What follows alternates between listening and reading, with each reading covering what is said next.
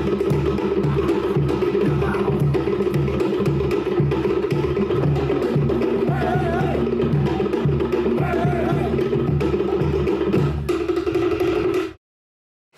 lava, and welcome to Talanoa Sa'o Apna TV, Freeview 36. And we today have a very special guest. In fact, we don't have the boys here, so it's going to be the girls' show today. This is Mona Lee, and I'm going to get her to introduce herself. And so lovely to have you here on our show today. Awesome, kia ora. Kia ora everybody, ko taranaki tōku maunga, ko waitara te awa, ko te awa te iwi, ko te pukurangi ora, me ko pare aka oku papakainga, nō reira, ko Mona Lee tōku ingoa. Tēnā koutou. Kia ora, thank you for having me. Oh, it's so lovely to have you. I thought, as we normally do on Talanoa Sa'o, we're just going to start with prayer. So I'm just going to do a little prayer and then we'll start. Dear Lord, I just want to thank you so much for the privilege of being able to come before you. We thank you for the show. We thank you that it is about straight talk, but we ask God for your love to be encased in everything that we say today. We ask you for your blessing and favour over this show today. We ask these things in Jesus' name. Amen. Amen. Wow, it's so good to have you here today.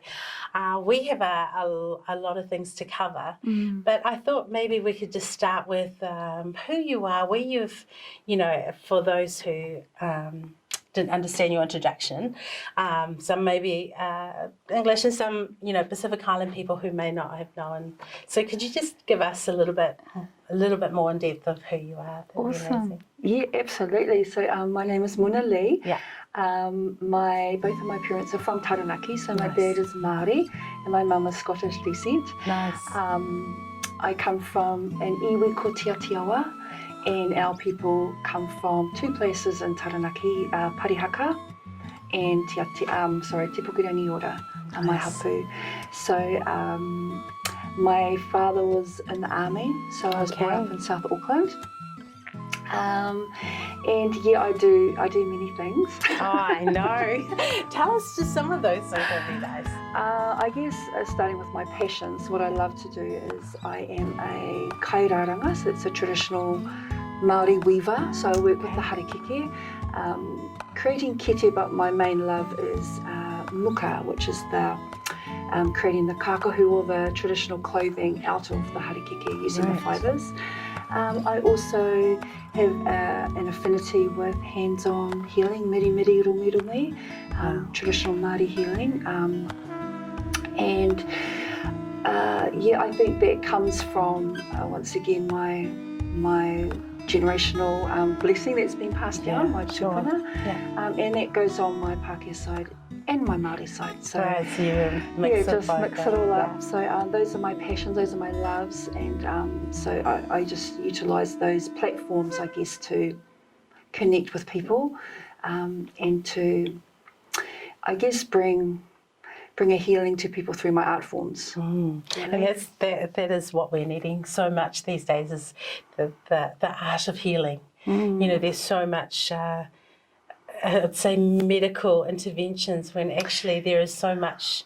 Even in Samoan, we have the fafo, the natural way of massaging is another form of medicinal healing, which we have put aside for, the medicine for now. And I think that actually there's so much that we need to go back to. Absolutely. And sorry, I totally agree, and I think it's really important and really vital now, I think of all times is now, because we're so, as we've become colonised and urbanised and removed from our family lands and our practices and our old people, that taonga, or that treasure of being able to self-heal, heal your own family, heal your own children, has been lost. And we've become dependent on the system. The health system is what we know today. And, you look at our people and we are probably at our most unhealthiest ever. Yes, that's right. And sickest. And you think about the intergenerational connections that have brought a lot of healing, grandparents, so great-grandparents that have shown us, and so now we've taken on board what we think is best for us, and it's not. Like you said, we've become the sickest we were. We've got a lot of issues that are facing us right now. We do. Around, the topic that, this would naturally go into is the COVID, and we look at it and we think, okay, there's a lot of this that doesn't make sense because we as Indigenous, of our cultural heritage, we look at the food that we used to eat. Yeah. We look at the way that we would hunt and exercise and all of these things, and we've lost so much of it that we can't even remember, unless the stories are told, of which the stories are not told. Mm-hmm. Yeah. So what do you think is, the pathway that it's come? Is it because we've wanted to achieve in a different way now than we did before? Like, has it been something that you've seen, or has it been something completely different? I think, and just looking back in terms of tangata whenua here in Aotearoa, because when we were first being colonised and the settlers were arriving and the diseases that came with them. Sure. And so our medicines back then, our rongoa, wasn't very helpful. It wasn't capable of healing the people at that time. In saying that, though, our diet had also changed. Yep. We had been displaced, so we were living in a place of probably stress and fear and of the unknown of what's coming. So, all that impacts, the physical. So, I think that,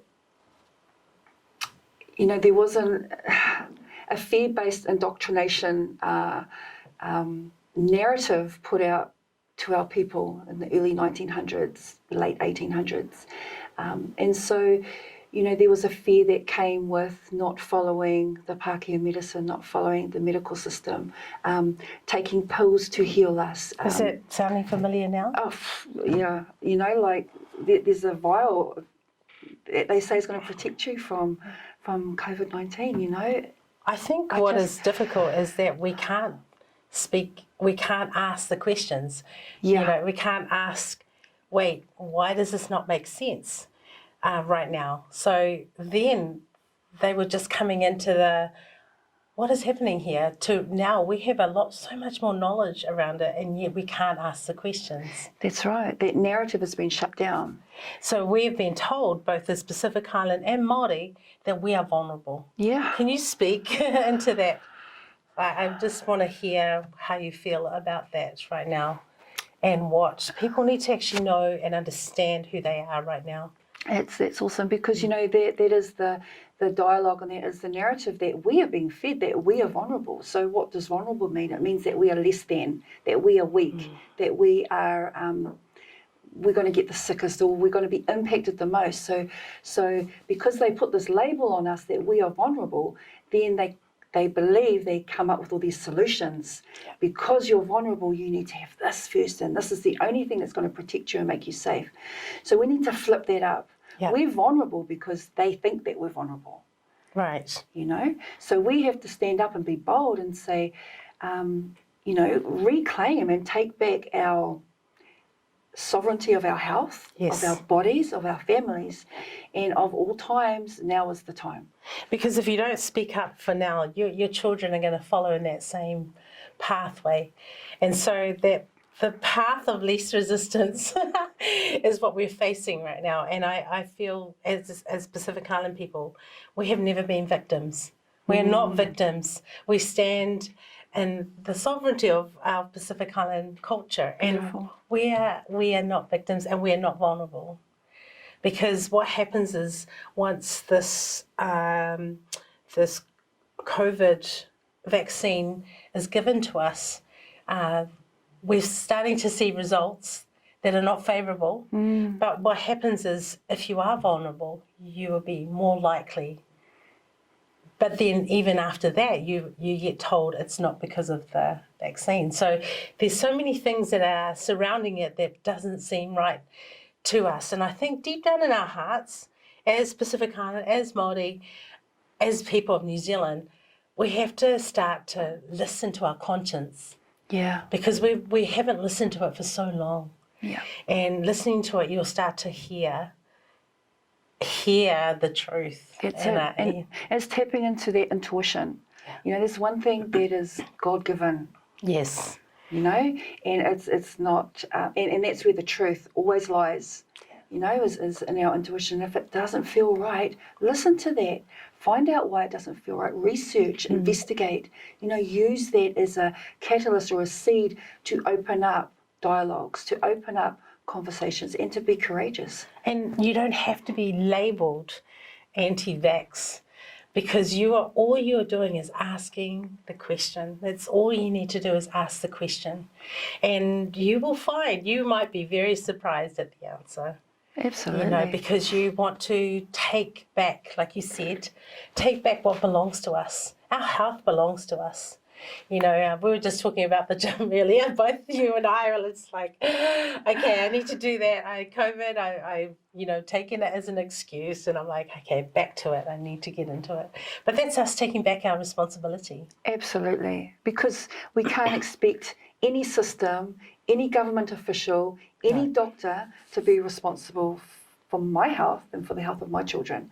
I can't put that on them. And we shouldn't, you know, it's up to us. So we have to take it back. Yeah. We have to. I want to ask you, how do you see a future for our children? Both Māori, Pacific, Chinese, European, working together in New Zealand. I know it's a hard question, but, this is not just about us right now. The things that we do right now is going to, it's going to go right through our generation. Do you want to see them as, together as one, and working and not seeing this divide happen, and it's a very touchy subject, I know, that it's just something I felt in my heart, especially as mamas. Happy Mother's Day for this past week. But this is it. What does it mean as a mother? How do I see my children, my future of all these different nationalities being together here in New Zealand? Well, I think, I am a mixture. I am a half caste. I am Pākehā, Scottish and Māori. So I grew up in a world of I guess privileged, really, because I could step into both sides. Yeah. There were positives, definitely, but there were also negatives, and it was my own self-talk, around being too Māori or too coloured to be in the Pākehā realm, and then being too white to be in the Māori realm. So I had an amazing mother who always said, you are who you are. Yeah. And through her, I didn't see colour. I just saw the heart of a person. If you were a good person, you were a good person. If you were mean, then it wasn't dependent on the colour of their skin. So I guess I too have that view as well. That we, unity, our power is in our unity, and. It's just such a big hope. But in saying that too, it's important that we do celebrate our cultural diversity. Yes. Because I was born Māori for a reason. Yes, God created me Māori for a reason, and you Pacifica for a reason. So there are differences in the way we celebrate and work out our cultural amazingness. That's right. But then underneath all of that is the condition of the heart, the spirit, I love that. The mind. Yeah. I think this is where we can move forward. This is the kind of teachings we give to our children. Yeah. Celebrate the culture that you are. Celebrate it. I feel like with Pacific Island, especially Samoans, one of our giftings is joy. Yeah. We just love to laugh, and we laugh at each other, and we laugh at ourselves, and you get that kind of really amazing joy that comes from a gifting for our Samoan people. You know, I look at our Māori and the warrior spirit that comes in and says, we will stand, we will defend, you know, but I just see that as a gifting, you know, a gifting for each of our people to be able to work together, you know, work and make New Zealand as beautiful as it could ever be, both inside and out. Absolutely. You know, and I see that, and I too grew up, like I'm of Scottish descent, although you can't see anything Scottish, maybe my cheekiness, not sure. But, you know, that part of me is too, you know, and I've been in New Zealand my whole life, and if you were to ring me, you wouldn't be able to tell that I was brown. But do you know what I mean? And it's all of this kind of, you know, we've come together as one, and my heart for our Samoan people right now is just, I'm grieving with them right now with the elections and what's happening in Samoa, but I'm so proud of them. I'm very proud of you, you know, standing up for what they believe is right. And that's what we need to do here in New Zealand. Absolutely, absolutely. It's, having that boldness and being fearless and having courage to stand on your own convictions and your own truth. You know, that's how I first met you. I want to say that I heard Erica speak, and the power and the authority that came with her was incredible. And I just want to honour you for that you stood in a place that was difficult, but you stood. And I feel that, you know, I'm just going to say that now because the boys aren't here, but it's an era for women to rise up. And if our conservative women had that in us to just stand and say, I'm going to fight for my family. I'm going to fight for my children and my mokopuna, continue onwards.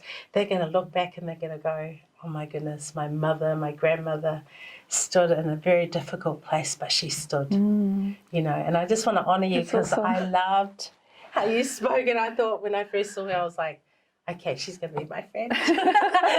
And here we are. Here we are in this place. How do you see opportunities in the future? If you were to give, some young people were to watch our program today, what would you say to them? What kind of opportunities would you tell them to? I would just say dream big and hold on to that dream. And, you know, if that's what you want to do, if that's your inspiration, if that's your drive, if that's where your heart takes you, go there, you know, and believe it. And have faith that you will make it. You have to work hard though. Yeah, but that's it, you do, all don't things you? are possible. All things are possible. And believe it. Did you dream big when you were little? Yeah, I did. Absolutely. Yeah. And I've ticked most of them off my tick list. Yeah. That is amazing. Yeah. And you have children? I do. I have 4 children, oldest being 16, youngest just started school this week. Really? Oh, sorry, last week. She's 5, so they keep me busy. Yeah. And they're incredible, but, you know, they're the ones that are moulding me into being a mum. I wasn't, you know, just because I birthed them doesn't mean I became a mum. I kind of did. I became a mother. But in terms of being that nurturing, onto it, you know, caring mama bear that will fight tooth and nail to ensure that they have a beautiful future and that they grow to be amazing adults, then I know my job is done. But, you know, they're training me in the process. Do you know what? I give you a little secret. I homeschooled for a little while. I learned more about myself than I did about my boys. That's why I said a little while. But, you know, that's all our training, eh?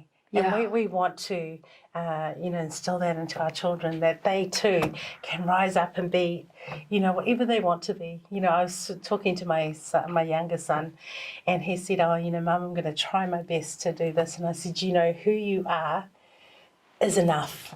Yeah. You know, who you are as a person is enough. But what you want to achieve is something different. You have to separate the two. That's good. Because what you do is not who you are. Yeah, it's awesome. You are who you are, what you achieve, because you will fail, you know. We fail in things, but we just keep going, you know. And sometimes we need each other to say, hey, come on, we can do this. And you know, as you're talking, I mean, I'm going to just jump to another kaupapa here, but Please. it's directly off of that, you know. And I look at, I guess, the government push and the officials and all the kōrero around the COVID response plan. Yeah. And you know, here we are getting pukuriri or hoha or angry with what's being pressed upon us. Yeah.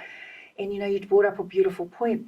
Those people are just people. That's what they do. That's not who they are. Yeah. So what a beautiful way to, I guess, pull back and remember, you know, that these politicians and these leaders that are leading our country and leading us to wherever they're taking us, you know, are just people. Yes. You know, they're just being directed. That's right. Strip that away.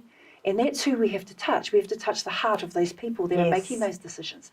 And I think that's where our power lies, or the strategy, or the tools.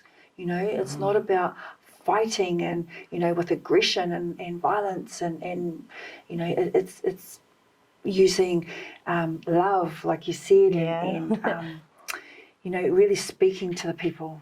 Yeah, speaking to the heart of the matter, of the people, because then you realise that actually behind them is a soul that was brought up, you know, and may have had problems, and we don't see that. We only see the, you know, the outside of them. But actually, they do. And we thought about in what you just said, Kitty Allen, who is a Labour MP, who has cervical cancer, stage 3, I think it was. And last week that was one of those moments that we went, you know, we prayed for her. Beautiful. And because at the end of it, we face those really hard things like death, and as people, we come alongside them. You know, we love on them. We know what it means to lose. We all go through it, every single one of us, whether we're politicians or not. Yeah, absolutely. You know, nobody is. And I think, you know, actually we find it difficult because they're pushing our country into a place that we are finding very uncomfortable. Our freedom of speech, our democracy, all of these things that are heading into that direction. But I would love to have the opportunity to speak into, what about your children? You know, I think about even our Prime Minister. What about Neve? What about her future? What is she going to be facing here if you continue down this way? Beautiful. And you speak to the heart of who they are rather than what they do. Yeah, and what they're trying to push. Yeah. You know, because it's really destructive. But if you know, we've prayed about this. This is where it is, you know, our foundations of God, who God is. And we don't get to talk about a lot on Talanoa Soul, but that's the very core of our Pacific Island people. And I know with Māori, you know, the missionaries came, they shared the love of Jesus. And there's some beautiful stories that have come out of, you know, what has transformed in our chiefs who have become, you know, God-fearing men, and they are up and down this whole country. You know, so we're calling out those men of God to stand and rise in their place, because there's so much more power that comes from, you know, our men when they stand, you know, and we honour them to do that. Absolutely, absolutely, and it's it's now. Yeah. It's now, you know, we all carry the Spirit of Christ in us. Yes. And you know, we are all responsible to rise that up and to, you know, change the world. You know what? That's what we're doing right now. Even if only 100 people watch this, and I hope there's more, you know, this is where it starts. You know, this is where our conversations are, that we know that our foundations are solid. You know, and I just want to go back to just a point around the breakdown of our families, you know, the fatherlessness, what, you know, even with our Pacific Island people, what happens with the breakdown of family for both PI and Māori is that we start to see more and more of our, you know, children in prison. We see a lot of them angry, especially our young men who are angry because they don't have that just that balance, you know, and I've seen that more and more. I worked in Working Income for a long time, and I saw them come in, and you could, you know, not that you could tell, but you could see their heart. They were hurting, you know. Absolutely. And how do we find a solution to rebuilding our families, you know, since it's such a hard, I know it's another big topic. It's huge, and you're right, it is, you know, the problems of our societies and our family breakdown. I would definitely agree with you. Yeah. It is fatherlessness. You know, our men, and our girls, our boys and our girls, you know, they need that validation from their father. You know, they need that covering from their father, you know, being the head of the family to ensure and to protect. And when that's taken out, the mum has to rise up and do that, which she's well capable. However, you know, she's the mama. Yeah, that's right. And the male, nurturer. the nurturer. That's right. The one who was just... you know, where, you know, the father, they hold a specific role, a key role. You know, God gave them that role to father the future generations, you know, and when that whole system has just fallen away, I mean, I'm really blessed. I'm a part of an incredible, powerful church. Yeah. And we have an amazing initiative called Tu Tangata, or Man Up. Wow. And the key behind why that was started was to heal the broken hearts of our men. Wow. And when we heal the men and their broken hearts, we heal the family. We do. You heal the family, you heal the community. Yeah. And we have had thousands of families come through. Really? And, you know, this part of who we are as Destiny Church never gets spoken about in the media. But the thousands of families that have been impacted and changed is incredible. And I see that, like, daily. Yeah. You know, and so there are key people that know where the problem is and have the answer for that. Sure, yeah, absolutely. You know, I'm so encouraged that there are initiatives that the church have taken on board. You know, because I was part of a prison ministry, and I went in there, and I would be able to bring these women.